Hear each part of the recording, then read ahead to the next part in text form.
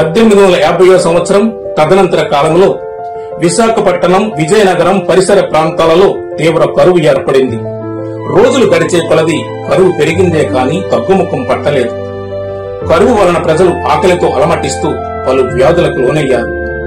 ఇట్టి విపత్కర పరిస్థితులలో ప్రజలు కుటుంబ సమేతంగా పొట్ట చేత పట్టుకుని గ్రామాలను, తమ స్వగృహాలను విడిచి తండోపతండాలుగా విశాఖపట్నం చేరుకున్నారు. నిరాశ్రయులయ్యారు. జీవనోపాధి లేదు. కుటుంబ పోషణ గగనమయ్యింది.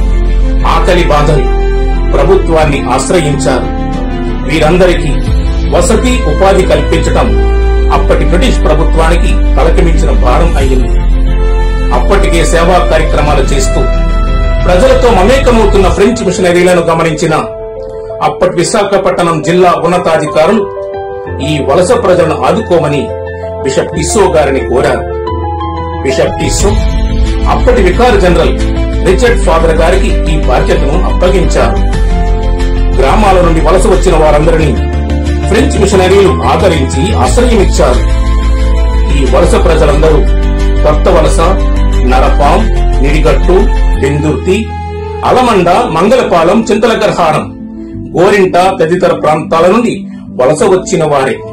అలనాడు యావే తన స్వకీయ జనాన్ని పాలతేనెను కనాను దేశానికి చేర్చిన విధంగా ఈ ప్రజలను కూడా పలు ప్రాంతాల నుండి ఈ ప్రాంతానికి చేర్చి ఒకే సంఘంగా మలచినందుకు ప్రభువునకు వేలాది స్తోత్రములు.